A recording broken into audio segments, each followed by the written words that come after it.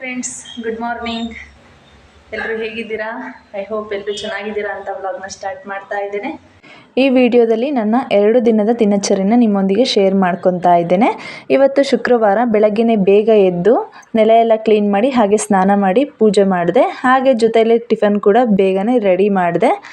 ಏನಕ್ಕೆ ಇಷ್ಟು ಬೇಗ ಅಂತ ನೀವೆಲ್ಲ ಅಂದ್ಕೋಬೋದು. 8 ಗಂಟೆ ಅಷ್ಟರಲ್ಲಿ ಟಿಫನ್ನು ಹಾಗೆ ಪೂಜೆ ಎಲ್ಲ ಕೆಲಸ ಆಲ್ಮೋಸ್ಟ್ ಅಲ್ಲೆಲ್ಲ ಮುಗಿದೋಗಿತ್ತು. ಏನಕ್ಕೆ ಅಂದರೆ ಇವತ್ತು ಕೊರಟಗೆರೆಗೆ ಹೋಗಬೇಕಾಗಿತ್ತು. ಹಾಗಾಗಿ ಬೇಗನೆ ಪೂಜೆ ಎಲ್ಲ ಮುಗಿಸ್ದೆ.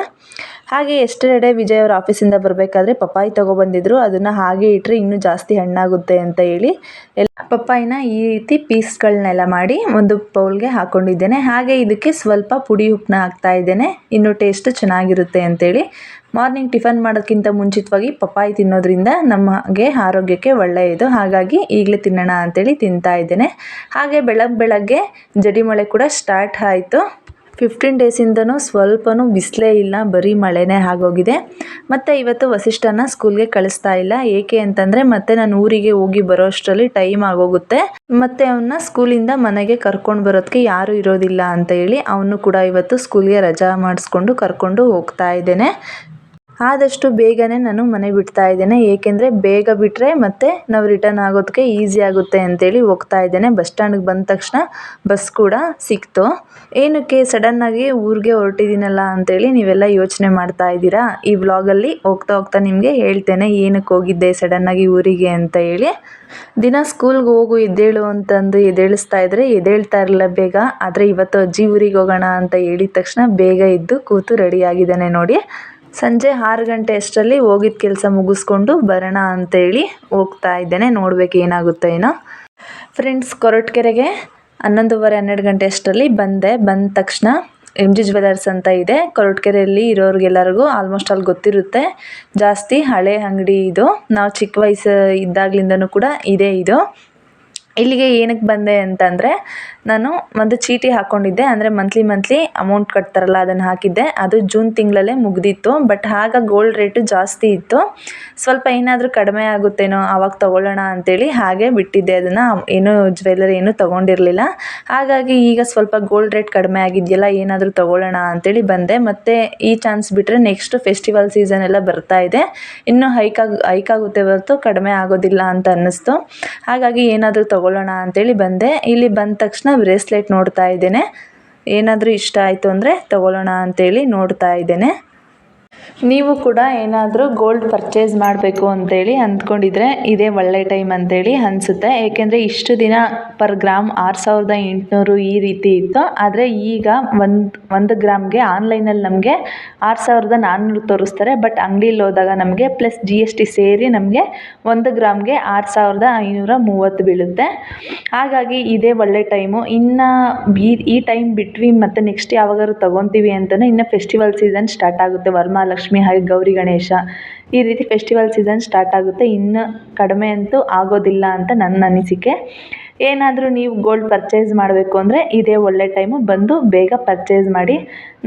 ನಾನು ಜ್ಯುವೆಲರಿ ಶಾಪಿಗೆ ಬಂದಾಗ ಅಷ್ಟೊಂದು ಜನ ಏನೂ ಇರಲಿಲ್ಲ, ಸ್ವಲ್ಪ ಜನ ಮಾತ್ರ ಇದ್ದರು. ಬಟ್ ನಾನು ಹೋಗಿ ಒಂದು ಹಾಫ್ ಆನ್ ಅವರ್ಗಾಗಲೇ ಫುಲ್ಲು ರಶ್ ಆಗೋಯಿತು. ಏಕೆಂದರೆ ಗೋಲ್ಡ್ ರೇಟ್ ಕಡಿಮೆ ಆಗಿದೆ ಅಂತೇಳಿ ಎಲ್ಲರಿಗೂ ಗೊತ್ತಿದೆ. ಹಾಗಾಗಿ ಕಸ್ಟಮರ್ಸ್ ಜಾಸ್ತಿನೇ ಇದ್ದರು ಇವತ್ತು. ನನಗಿಲ್ಲಿ ಜ್ಯುವೆಲರಿಗಳನ್ನೆಲ್ಲ ನೋಡ್ತಾ ಇದ್ದರೆ ಯಾವ್ದು ತೊಗೊಳ್ಳೋಣ ಯಾವುದು ಬಿಡೋಣ ಅಂತೇಳಿ ಅನ್ನಿಸ್ತಾ ಇತ್ತು. ಇಲ್ಲಿ ಫಸ್ಟ್ ಒನ್ ಇದೆಯಲ್ಲ, ಇದು ಬ್ರೇಸ್ಲೆಟು ವಿಜಯ್ ಅವ್ರ ಹತ್ರ ಇದೆ, ಸೇಮ್ ಡಿಸೈನು. ಅದೇ ಡಿಸೈನ್ಗೆ ಸ್ವಲ್ಪ ಮ್ಯಾಚ್ ಆಗೋ ಥರ ನಾನು ತೊಗೊಳ್ಳೋಣ ಅಂತೇಳಿ ನೋಡ್ತಾ ಇದ್ದೇನೆ. ಸ್ವಲ್ಪ ಡಿಸೈನ್ಸು ಹಾಗೆ ರೆಡಿ ಇರೋ ಅಂತಹ ಐಟಮ್ಸ್ನೆಲ್ಲ ತೋರಿಸಿದ್ರು. ನನಗೆ ಯಾಕೋ ಅದು ಅಷ್ಟೊಂದು ಸ್ಯಾಟಿಸ್ಫೈಡ್ ಅನ್ನಿಸ್ಲಿಲ್ಲ. ಏಕೆಂದರೆ ಗೋಲ್ಡ್ ಒಂದೇ ಸಲ ತೊಗೊಳ್ಳೋದು ಕಾಂಪ್ರಮೈಸ್ ಆಗೋದಕ್ಕೆ ಆಗೋದಿಲ್ಲ. ಹಾಗಾಗಿ ಇನ್ನೂ ಸ್ವಲ್ಪ ಕ್ಯಾಟ್ಲಾಗಲ್ಲಿ ಏನಾದರೂ ಡಿಸೈನ್ಸ್ ಇದೆಯಾ ಅಂತೇಳಿ ನೋಡ್ತಾ ಇದ್ದೇನೆ. ಮೆನ್ಸ್ಗಾದರೆ ಬ್ರೇಸ್ಲೆಟಲ್ಲಿ ತುಂಬಾ ಡಿಸೈನ್ಸ್ ಇತ್ತು. ಆದರೆ ವುಮೆನ್ಸ್ಗೆ ಬ್ರೇಸ್ಲೆಟಲ್ಲಿ ಡಿಸೈನ್ಸ್ ಸ್ವಲ್ಪ ಕಡಿಮೆನೇ ಇತ್ತು. ಹಾಗಾಗಿ ಕ್ಯಾಟ್ಲಾಗಲ್ಲಿ ನೋಡೋಣ ಯಾವುದಾದ್ರೂ ಡಿಸೈನ್ ಇರುತ್ತಾ ಅಂತೇಳಿ ನೋಡ್ತಾ ಇದ್ದೇನೆ. ಇದಕ್ಕೆ ಮುಂಚೆ ಸ್ವಲ್ಪ ಕಡಗಳು ನೋಡಿದೆ, ಅದೇನು ಅಷ್ಟೊಂದು ನನಗೆ ಇಷ್ಟ ಆಗಲಿಲ್ಲ. ಬ್ರೇಸ್ಲೆಟೇ ತೊಗೊಳ್ಳೋಣ ಅಂತೇಳಿ ನೋಡ್ತಾ ಇದ್ದೇನೆ. ಈ ಜ್ಯುವೆಲರಿ ಶಾಪು ಮತ್ತು ಬಟ್ಟೆ ಅಂಗಡಿಗಳಿಗೆ ಹೋದ್ವಿ ಅಂತಂದರೆ ಮನೇಲಿ ಹೋಗ್ಬೇಕಾದ್ರೆ ಒಂದು ಪ್ಲ್ಯಾನ್ ಹಾಕ್ಕೊಂಡು ಹೋಗಿರ್ತೀವಿ, ಈ ಥರ ಈ ಐಟಮ್ಸ್ ತೊಗೊಳ್ಳೋಣ ಅಂತೇಳಿ. ಬಟ್ ಅಲ್ಲಿಗೆ ಹೋಗಿದ ತಕ್ಷಣ ಮೈಂಡ್ ಚೇಂಜ್ ಆಗೋಗುತ್ತೆ. ಈ ಥರ ಸ್ವಲ್ಪ ಇನ್ನೂ ಸ್ವಲ್ಪ ಚೇಂಜ್ ಆಗಿರೋದು ತೊಗೊಂಡ್ರೆ ಚೆನ್ನಾಗಿರುತ್ತೆ ಅಂತೇಳಿ ಅನ್ನಿಸ್ತಾ ಇರುತ್ತೆ. ಇನ್ನು ಹಾಗೆ ನೋಡ್ತಾ ಇದ್ದರೆ ಅದಲ್ಲ ಇದು ಇದಲ್ಲ ಇದು ಅಂತೇಳಿ ಕಣ್ಣು ತಿರುಗ್ತಾ ಇರುತ್ತೆ ಅಂತೇಳಿ ಒಂದು ಬ್ರೇಸ್ಲೆಟ್ ಡಿಸೈನ್ನ ಆರ್ಡರ್ ಕೊಟ್ಟು ಬಂದೆ. ಹಾಗೆ ನನ್ನ ಜೊತೆಯಲ್ಲಿ ಅಮ್ಮ ಕೂಡ ಬಂದಿದ್ದರು. ಅವರು ಛತ್ರಿ ಬೇಕು ತೋಟದ ಹತ್ರ ಅಂತ ಹೇಳಿ ಹೇಳ್ತಾ ಇದ್ರು. ಹಾಗಾಗಿ ಛತ್ರಿ ತಗೊಳ್ಳೋಣ ಅಂತೇಳಿ ಬಟ್ಟೆ ಅಂಗಡಿಗೆ ಬಂದ್ವಿ. ಸ್ವಲ್ಪ ಸ್ಮಾಲ್ ಸೈಜ್ ಛತ್ರಿ ಬರುತ್ತಲ್ಲ ಆ ಥರದ್ದು ತೊಗೊಳ್ಬೋದಾಯಿತು. ಬಟ್ ತೋಟದ ಹತ್ರ ಆ ಥರ ಛತ್ರಿಗಳನ್ನೆಲ್ಲ ಯೂಸ್ ಮಾಡೋದಕ್ಕೆ ಆಗೋದಿಲ್ಲ. ಸ್ವಲ್ಪ ಜಾಸ್ತಿ ಗಾಳಿ ಬೀಸ್ತು ಅಂತಂದರೆ ಅದೆಲ್ಲ ಬೇಗ ಫೋಲ್ಡ್ ಆಗೋಗುತ್ತೆ ಅಂತೇಳಿ ಅಮ್ಮ ಆ ಥರ ಬೇಡ ಅಂತೇಳಿ ಈ ಥರ ತೊಗೊಂಡ್ರು. ಅಮ್ಮ ಛತ್ರಿ ತೊಗೊಂಡು ಮನೆಗೆ ಹೋದರು. ನೆಕ್ಸ್ಟ್ ನಾನು ಊರಿಗೆ ಬರೋಣ, ಆನೆಕಲ್ಲಿಗೆ ಬರೋಣ ಅಂತೇಳಿ ಬರ್ತಾ ಇದ್ದೇನೆ. ಬರಬೇಕಾದ್ರೂ ಕೂಡ ಅಷ್ಟೇ ಸಿಕ್ಕಾಪಟ್ಟೆ ಮಳೆ. ಆನೆಕಲ್ಲಿಂದ ಕೊರಟಗೆರೆಗೆ ಬರಬೇಕಾದ್ರೂ ಕೂಡ ಜಾಸ್ತಿ ಮಳೆ, ಮತ್ತು ಕೊರಟಗೆರೆಯಿಂದ ಆನೆಕಲ್ಲಿಗೆ ಹೋಗಬೇಕಾದ್ರೂ ಕೂಡ ಜಾಸ್ತಿ ಮಳೆ. ಏನೋ ಗೊತ್ತಿಲ್ಲ, 15 days to 20 days ಸಿಕ್ಕಾಪಟ್ಟೆ ಮಳೆ. ಯಾವಾಗ ಬಿಸಿಲು ನೋಡ್ತೀವೋ ಅನ್ನೋ ಥರ ಆಗೋಗಿದೆ. ತುಂಬಾ ಟ್ರಾಫಿಕ್ಕು, ಹಾಗೆ ಮಳೆ. ಇದರಲ್ಲಿ ಮಕ್ಕಳನ್ನ ಕಟ್ಕೊಂಡು ಹೋಗೋದಿದೆಯಲ್ಲ ಅದಂತೂ ತುಂಬಾ ತಲೆನೋವು. ಮೆಜೆಸ್ಟಿಕ್ಕಿಂದ ಡೈರೆಕ್ಟ್ ನನಗೆ ಆನೇಕಲ್ ಬಸ್ ಸಿಗಲಿಲ್ಲ. ಹಾಗಾಗಿ ಇಲ್ಲಿ ಚಂದಾಪುರಕ್ಕೆ ಬಂದು ನೆಕ್ಸ್ಟ್ ಅಲ್ಲಿಂದ ಅಲ್ಲಿಗೆ ಹೋಗೋಣ ಅಂತೇಳಿ ಬಂದೆ.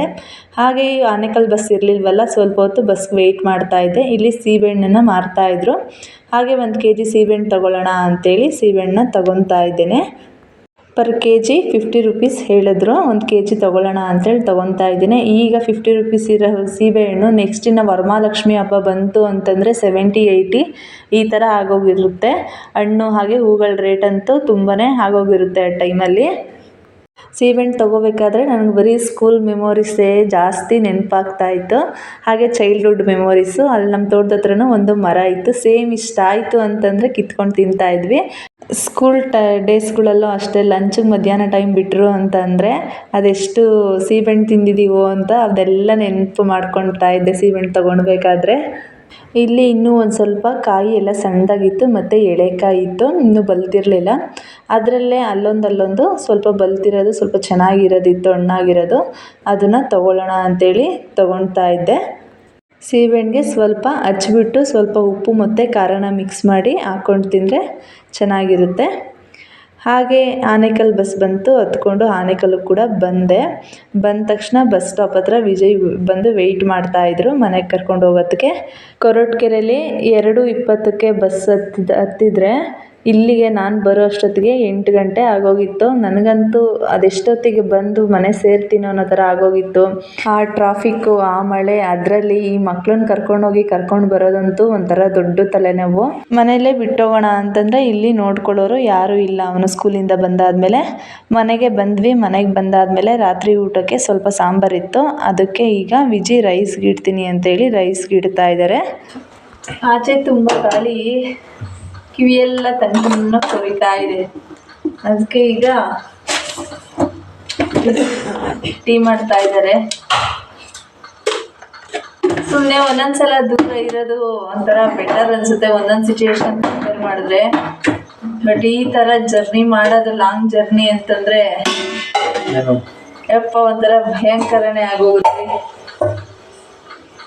ಏನು ಮಾಡೋಕ್ಕಾಗುತ್ತೆ, ಟೈಮ್ ಬಂದಂಗೆ ಹೋಗ್ಬೇಕು ಅಷ್ಟೇ. ಸಾಕು, ಜಾಸ್ತಿ ನೀರಾಯಿತು. ಜಾಸ್ತಿ ನೀರು ಆಲ್ರೆಡಿ ಆಯಿತು. ಇದಕ್ಕೇನಾಗಬೇಕು? ಉಪ್ಪು ಹಾಕೋಣ ಅಲ್ಲ, ನೀನೇ ಕುಡಿಬೇಕು. ಏನಾಗಬೇಕು ಹೇಳಿ ಬೇಗ. ಪೌಡರ್ ಕೊಡ್ತೀನಿ, ಇದಾಕು ಸಕ್ಕರೆ ತಗೋ. ಏನು ಮಾಡಿದೆ ನೀನು? ಇದಕ್ಕೆ ಸಕ್ಕರೆ ಹಾಕಿದ್ರೆ ಅನ್ನಕ್ಕೆ? ಅನ್ನಕ್ಕ?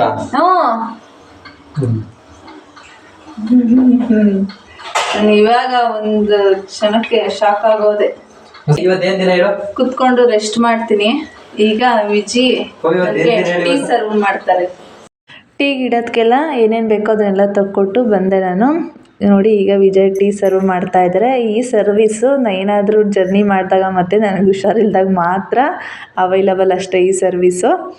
ಟೀ ಕುಡ್ದಿರೋದು ಆಯಿತು. ಇನ್ನೇನು ಊಟ ರೆಡಿ ಆಗೋ ಅಷ್ಟರಲ್ಲಿ ವಸಿಷ್ಠ ಅವ್ರ ಸ್ಕೂಲಲ್ಲಿ ಇವತ್ತು ಟ್ರ್ಯಾಕ್ ಸೂಟ್ ಕೊಟ್ಟಿದ್ದಾರೆ ವೆಡ್ನಸ್ಡೇ ಟೈಮ್ ಹಾಕೊಂಡು ಹೋಗೋದಕ್ಕೆ. ಸ್ವಲ್ಪ ಕೊಡೋದು ಲೇಟ್ ಆಯಿತು. ವೆಡ್ನಸ್ಡೇ ಕಲರ್ ಡ್ರೆಸ್ಸೇ ಹಾಕ್ಕೊಂಡು ಹೋಗ್ತಾಯಿದ್ದೆ, ಆದರೆ ಇನ್ಮೇಲೆ ಟ್ರ್ಯಾಕ್ ಸೂಟ್ ಹಾಕಿ ಕಳಿಸ್ಬೇಕು. ಹಾಗಾಗಿ ಅದು ಹೇಗಿದೆ ಅಂತೇಳಿ ನೋಡೋಣ ಅಂತೇಳಿ ನೋಡ್ತಾ ಇದ್ದೇನೆ. ಇವತ್ತು ನಾವು ಇರಲಿಲ್ಲ, ಹಾಗೆ ವಸಿಷ್ಠನ ಕೂಡ ಸ್ಕೂಲ್ಗೆ ಕಳಿಸಿರಲಿಲ್ಲ. ವಿಜಯ್ ಅವರೇ ಹೋಗಿ ಇಸ್ಕೊಂಡು ಬಂದಿದ್ದರು. ಮೆಜರ್ಮೆಂಟ್ ಎಲ್ಲ ಸೇಮ್ ಇದೆಯಾ ಅಂತೇಳಿ ನೋಡ್ತಾ ಇದ್ದೇನೆ. ಫಸ್ಟೇ ಮೆಜರ್ಮೆಂಟ್ ತೊಗೊಂಡಿದ್ರು, ಅದು ಕರೆಕ್ಟಾಗಿದೆಯಾ ಅಂತೇಳಿ ನೋಡೋಣ ಅಂತೇಳಿ ಈಗ ಓಪನ್ ಮಾಡಿ ನೋಡ್ತಾ ಇದ್ದೇನೆ. ಎಷ್ಟು ದಿನ ಆದರೂ ವಾರಕ್ಕೆ ಒಂದು ಸಲನಾದರೂ ವೆಡ್ನೆಸ್ಡೇ ಕಲರ್ ಡ್ರೆಸ್ ಹಾಕ್ಕೊಂಡು ಹೋಗ್ತಾ ಇದ್ದೆ ವಸಿಷ್ಠ ಸ್ಕೂಲಿಗೆ. ಆದರೆ ಈಗ ಅದು ಕೂಡ ವೆಡ್ನೆಸ್ಡೇ ಟೈಮಿನ ಟ್ರ್ಯಾಕ್ ಸೂಟ್ ಹಾಕಿ ಕಳಿಸ್ಬೇಕು. ಸೈಜು ಸ್ವಲ್ಪ ದೊಡ್ಡದೇ ಇತ್ತು, ಆದರೂ ಕೂಡ ವೀಕ್ಲಿ ಒಂದು ಸಲ ಹಾಕ್ಕೊಂಡು ಹೋಗೋದು, ಮಕ್ಕಳು ಬೆಳೀತಾ ಇರ್ತಾರೆ ಅಂತ ಹೇಳಿ ನಾನು ಚೇಂಜ್ ಮಾಡೋದಕ್ಕೇನು ಹೋಗಲಿಲ್ಲ, ಇರಲಿ ಅಂತ ಅಂದ್ಕೊಂಡು ಸುಮ್ಮನೆ ಆದೆ. ಹಾಗೆ ನಾನು ಮಾರ್ನಿಂಗ್ ಟೈಮ್ ಹೋಗಬೇಕಾದ್ರೆ ಟಿಫನ್ ಮಾಡಿದ್ದೆ ಅಂತ ಹೇಳಿದ್ನಲ್ಲ, ಪಲಾವ್ ಮಾಡಿದ್ದೆ, ಅದನ್ನು ಮಧ್ಯಾಹ್ನ ಬಂದು ಊಟಕ್ಕೆ ಸ್ವಲ್ಪ ತಿನ್ಕೊತಾರೆ ಅಂತೇಳಿ ಹಾಗೆ ಇರಿಸೋಗಿದ್ರೆ ತಿಂದೇ ಇಲ್ಲ, ಹಾಗೆ ಇಟ್ಟಿದ್ದಾರೆ. ಮಧ್ಯಾಹ್ನ ಏನು ತಿಂದ್ಕೊಂಡ್ರಿ ಅಂತಂದರೆ ಹೋಟೆಲಲ್ಲಿ ಊಟ ಮಾಡಿದೆ ಅಂತ ಹೇಳಿದ್ರು. ನೋಡಿ, ನಾನು ಮಾಡಿರೋದು ಕೂಡ ವೇಸ್ಟ್ ಆಯಿತು. ಹಾಗೆ ನಾನು ಬರ್ತಾ ಬೇರೆ ಏನಾದರೂ ಅಡುಗೆ ಮಾಡಿರ್ತಾರೆ ಅಂತಂದರೆ ನಾನು ಮಾಡಿಟ್ಟಿರೋ ಸಾಂಬಾರ್ಗೆ ಬಿಸಿ ಬಿಸಿ ರೈಸ್ ಮಾಡಿಕೊಟ್ಟಿದ್ದಾರೆ. ನಾನೇನು ಅಂದ್ಕೊಂಡಿದ್ದೆ ಅಂತಂದರೆ ಏನಾದರೂ ಬೇರೆ ಸಾಂಬಾರು ಮಾಡಿ ಬೇರೆ ಏನಾದರೂ ಅಡುಗೆ ಮಾಡಿರ್ತಾರೆ ನಾನು ಹೋಗೋ ಅಷ್ಟರಲ್ಲಿ ಅಂತ ಅಂದ್ಕೊಂಡ್ರೆ, ನಾನು ಮಾಡಿಟ್ಟಿರೋ ಸಾಂಬಾರಿಗೆ ಅನ್ನಕ್ಕಿಟ್ಟು ಅದ್ರ ಜೊತೆ ಬಟಾಣಿ ಕೊಟ್ಟಿದ್ದಾರೆ ನೆನೆಸ್ಕೊಂಡು ತಿನ್ನೋ ಅಂತೇಳಿ. ಇನ್ನೇನು ಮಾಡೋಕ್ಕಾಗೋದಿಲ್ಲ, ಅನ್ನ ದೇವೋ ಭವ ಅಂತೇಳಿ ಅದನ್ನೇ ತಿಂದೆ. ಹಾಗೆ ಬರಬೇಕಾದ್ರೆ ಸೀಬೆಹಣ್ಣು ತೊಗೊಂಡು ಬಂದಿದ್ದಲ್ಲ, ಅದನ್ನು ಈಗ ಊಟ ಆದಮೇಲೆ ಕಟ್ ಮಾಡಿ ತಿನ್ನೋಣ ಅಂತೇಳಿ ತಿಂತಾಯಿದ್ದೆ. ಆದರೆ ಫಸ್ಟೇ ತಂದಿರೋದು ಒಂದು ಸೀಬೆಹಣ್ಣು ಹಾಗೆ ಇತ್ತು, ಮತ್ತು ಅದು ಜಾಸ್ತಿ ಹಣ್ಣಾಗುತ್ತೆ ಅಂತೇಳಿ ಈಗ ಅದನ್ನು ಕಟ್ ಮಾಡಿ ಉಪ್ಪು ಖಾರ ಹಾಕೋಣ ಅಂತೇಳಿ ಹಾಕ್ತಾ ಇದ್ದೇನೆ. ಮತ್ತು ಇದನ್ನು ಹಾಗೆ ಇಟ್ಟರೆ ಜಾಸ್ತಿ ಹಣ್ಣಾಗೋಗುತ್ತೆ, ಹಾಗಾಗಿ ಈಗಲೇ ಕಟ್ ಮಾಡಿ ತಿನ್ನೋಣ ಅಂತೇಳಿ ಎಲ್ಲ ಕಟ್ ಮಾಡಿಕೊಂಡೆ. ನನಗಂತೂ ಸೀಬೆಹಣ್ಣು ತುಂಬಾ ಇಷ್ಟ. ಹಣ್ಣಾದರೆ ಏನು ಅಷ್ಟೊಂದು ಇಷ್ಟ ಆಗೋಲ್ಲ, ಆದರೆ ಈ ಥರ ಕಾಯಿನ ಹಚ್ಕೊಂಡು ಉಪ್ಪು ಖಾರ ಹಾಕ್ಕೊಂಡು ತಿಂದರೆ ಜಾಸ್ತಿ ಇಷ್ಟ. ನಾನು ಪ್ರೆಗ್ನೆನ್ಸಿಲಂತೂ ತುಂಬಾ ಇಷ್ಟ ಆಗೋದು. ಇದು ನೆಕ್ಸ್ಟ್ ಡೇ ಸ್ವಲ್ಪ ಬಟ್ಟೆಗಳೆಲ್ಲ ತೊಳೆದು ಹಾಕಿದ್ದೆ, ಅದನ್ನು ಈಗ ಒಣಗಾಕೋಣ ಅಂತೇಳಿ ಒಣಗಾಕ್ತಾ ಇದ್ದೆ. ಇವತ್ತು ಕೂಡ ಬಿಸಿಲೇನು ಅಷ್ಟೊಂದು ಇರಲಿಲ್ಲ, ಸ್ವಲ್ಪ ಬಿಸಿಲಿತ್ತು, ಮಳೆ ಏನೂ ಇರಲಿಲ್ಲ. ಹಾಗಾಗಿ ಗಾಳಿಗಾದರೂ ಸ್ವಲ್ಪ ಹಾರಿಕೊಳ್ಳುತ್ತೆ ಅಂತೇಳಿ ಹಾಕ್ತಾ ಇದ್ದೇನೆ. ಇಲ್ಲಿ ನನ್ನ ಬಟ್ಟೆಗಳನ್ನೆಲ್ಲ ಹಾರಾಕ್ತಾ ಇದ್ದರೆ ಇಲ್ಲಿ ನನ್ನ ಮಗ ಕ್ಲಿಪ್ಗಳನ್ನೆಲ್ಲ ಕೊಡ್ತಾ ಇದ್ದಾನೆ. ವಾಶ್ ಮಾಡೋ ಬಟ್ಟೆಗಳು ಸ್ವಲ್ಪನೇ ಇತ್ತು, ಹಾಗಾಗಿ ಸ್ವಲ್ಪ ಇದ್ದಾಗಲೇ ಎಲ್ಲ ವಾಶ್ ಮಾಡ್ಕೊಳ್ಳೋಣ ಅಂತೇಳಿ ವಾಶ್ ಮಾಡಿ ಒಣಗಾಕ್ತಾ ಇದ್ದೇನೆ. ನನಗಂತೂ ಒಂಥರ ಈ ಬಟ್ಟೆ ಒಗೆದು ಫೋಲ್ಡ್ ಮಾಡಿ ಎತ್ತಿಡೋದೇ ಒಂಥರ ದೊಡ್ಡ ತಲೆನೋವು ಕೆಲಸ. ನಾನಂತೂ ಬಟ್ಟೆ ಒಗಿಬೇಕಾದ್ರೆಲ್ಲ ಅದೆಷ್ಟು ಸಲ ನಮ್ಮ ಅಮ್ಮನ ನೆನಪಿಸ್ಕೊತೀನೋ ಗೊತ್ತಿಲ್ಲ, ಏನೂ ಮಾಡೋದಕ್ಕೆ ಆಗೋದಿಲ್ಲ. ನಮ್ಮ ಜವಾಬ್ದಾರಿ ಅಂತ ಬಂದರೆ ಆ ಕೆಲಸ ಎಷ್ಟೇ ಕಷ್ಟ ಆದರೂ ಕೂಡ ಮಾಡಲೇಬೇಕು. ಸಂಜೆ ಆಯಿತು, ಸಂಜೆ ಆದಮೇಲೆ ಏನಾದರೂ ಸ್ನ್ಯಾಕ್ಸ್ ತಿನ್ನಬೇಕು ಅಂತೇಳಿ ಅನ್ನಿಸ್ತಾ ಇರುತ್ತೆ. ಹಾಗಾಗಿ ಆಚೆ ಹೋಗೋದೇನಕ್ಕೆ ಅಂತ ಹೇಳಿ ಮನೆಯಲ್ಲೇ ಬೋಂಡ ಮಾಡ್ಕೊಳ್ಳೋಣ ಅಂತ ಹೇಳಿ ಮಾಡ್ತಾ ಇದ್ದೇನೆ. ಲಾಸ್ಟ್ ಟೈಮು ಸ್ವಲ್ಪ ಮಾರ್ಕೆಟ್ಗೆ ಹೋಗಿದ್ದಾಗ ಸೊಪ್ಪು ತೊಗೊಂಡು ಬಂದಿದ್ದೆ, ಸಬ್ಬಕ್ಕಿ ಸೊಪ್ಪು ಸಾಂಬಾರು ಮಾಡಿ, ಹಾಗೆ ಇನ್ನೂ ಸ್ವಲ್ಪ ಎಕ್ಸ್ಟ್ರಾ ಆಗಿದ್ದಕ್ಕೆ ಫ್ರಿಜ್ಜಲ್ಲಿ ಎತ್ತಿಟ್ಟಿದ್ದೆ ಎಲ್ಲ ಕ್ಲೀನ್ ಮಾಡಿ. ಈಗ ಬೋಂಡ ಮಾಡೋಣ ಅಂತೇಳಿ ಮಾಡ್ತಾ ಇದ್ದೇನೆ. ಬೋಂಡದ ಹಿಟ್ಟು ಕೂಡ ರೆಡಿಯಾಗಿದೆ, ಈಗ ಕರಿಯೋದಷ್ಟೇ ಬಾಕಿ. ಇದಕ್ಕೆ ಸ್ವಲ್ಪ ಈರುಳ್ಳಿ ಹಾಗೆ ಸಬ್ಬಕ್ಕಿ ಸೊಪ್ಪು ಮತ್ತು ಕೊತ್ತಂಬರಿ, ಕರಿಬೇವು ಹಾಗೆ ಸ್ವಲ್ಪ ಅಕ್ಕಿ ಹಿಟ್ಟನ್ನ ಎಲ್ಲ ಹಾಕಿ ಚೆನ್ನಾಗಿ ಕಲಸಿಟ್ಕೊಂಡಿದ್ದೇನೆ. ಈಗ ಸ್ಟವ್ ಆನ್ ಮಾಡಿಕೊಂಡು ಒಂದು ಬಾಣಲಿ ತೊಗೊಂಡು ಬಾಣಲಿಗೆ ಎಣ್ಣೆ ಹಾಕಿ, ಎಣ್ಣೆ ಬಿಸಿಯಾದ ನಂತರ ಈಗ ಕಲಸಿಟ್ಕೊಂಡಿರೋಂತಹ ಹಿಟ್ಟನ್ನ ಈಗ ಎಣ್ಣೆಯಲ್ಲಿ ಹಾಕ್ಕೊಂಡು ಚೆನ್ನಾಗಿ ಬೇಯಿಸ್ಕೊತಾ ಇದ್ದೇನೆ. ಈ ಥರ ಈರುಳ್ಳಿ ಬೋಂಡನ ಹಾಗೆ ಮಾಡೋದ್ರ ಬದಲು ಸ್ವಲ್ಪ ಅದಕ್ಕೆ ಸಬ್ಬಕ್ಕಿ ಸೊಪ್ಪನ್ನ ಹಾಕ್ಕೊಂಡ್ರೆ ಟೇಸ್ಟ್ ಚೆನ್ನಾಗಿರುತ್ತೆ. ನೀವು ಒಂದ್ಸಲ ಮನೇಲಿ ಟ್ರೈ ಮಾಡಿ.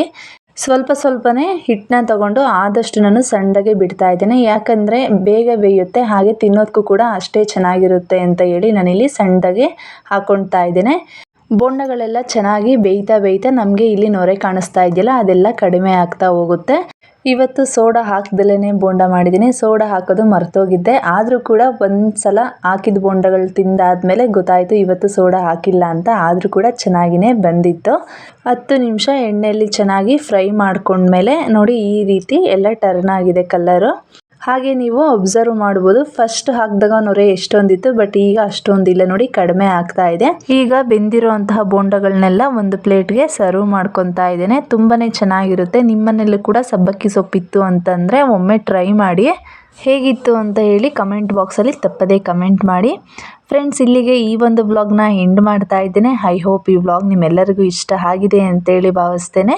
ಇಷ್ಟ ಆದರೆ ಲೈಕ್ ಮಾಡಿ, ಶೇರ್ ಮಾಡಿ. ಹಾಗೆ ಇನ್ನೂ ನನ್ನ ಚಾನಲ್ಗೆ ಸಬ್ಸ್ಕ್ರೈಬ್ ಆಗದಲೇ ವಿಡಿಯೋನ ನೋಡ್ತಾ ಇದ್ದರೆ ಪ್ಲೀಸ್ ನನ್ನ ಚಾನಲ್ಗೆ ಸಬ್ಸ್ಕ್ರೈಬ್ ಆಗೋದನ್ನು ಮರಿಬೇಡಿ. ಮುಂದಿನ ವ್ಲಾಗ್ನೊಂದಿಗೆ ನಾನು ನಿಮ್ಮನ್ನು ಮತ್ತೆ ಭೇಟಿ ಆಗ್ತೇನೆ. ಅಲ್ಲಿಯವರೆಗೂ ಬಾಯ್ ಬಾಯ್.